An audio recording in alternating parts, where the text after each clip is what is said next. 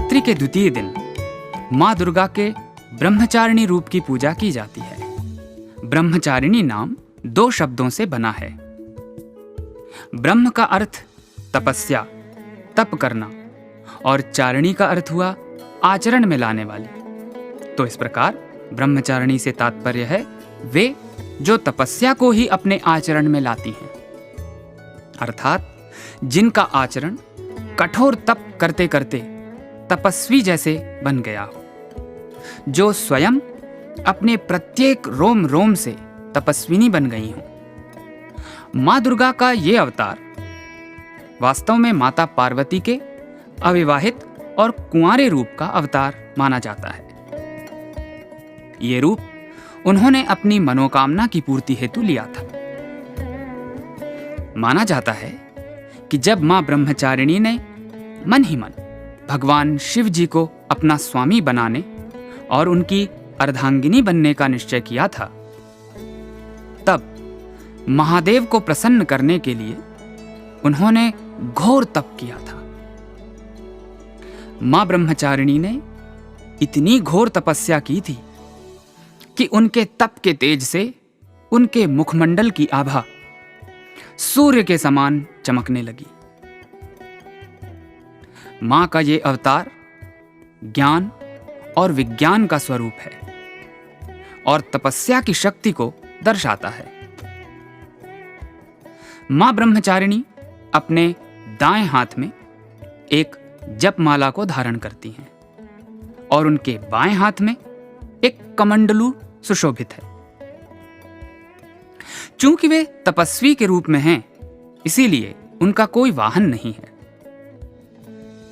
पुराणों के अनुसार मां ब्रह्मचारिणी का जन्म हिमालय में हुआ था। एक दिन देवर्षि नारद ने लोक कल्याण की भावना से माता के हृदय में भगवान शिव के प्रति प्रेम का बीज बोया और उन्हें घोर तपस्या कर महादेव को प्रसन्न कर उनसे विवाह करने का आग्रह किया।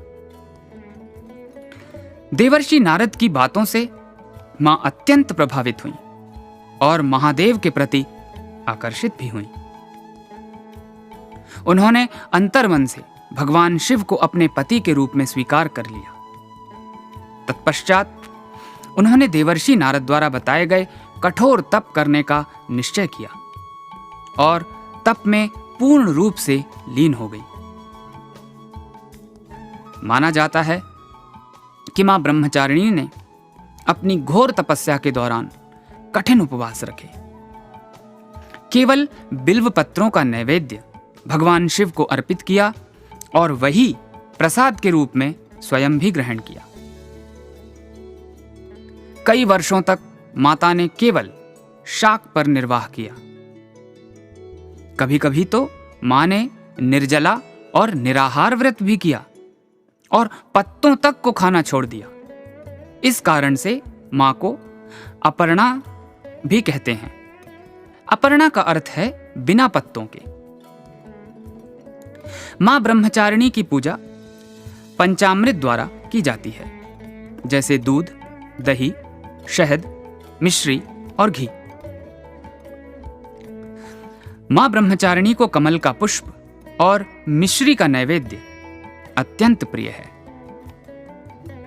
जो भक्त अथवा तपस्वी मां ब्रह्मचारिणी की आराधना करते हैं, उन्हें तप, त्याग, वैराग्य, संयम और सदाचार की प्राप्ति होती है।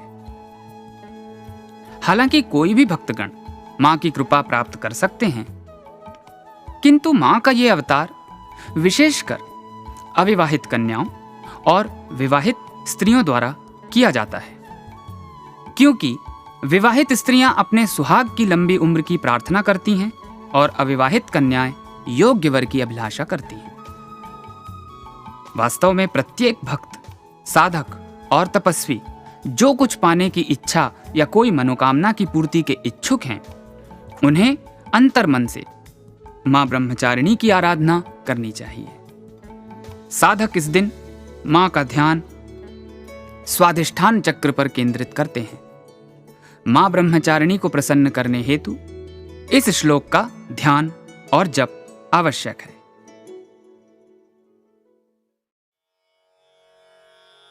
दधाना करपद्माभ्याम्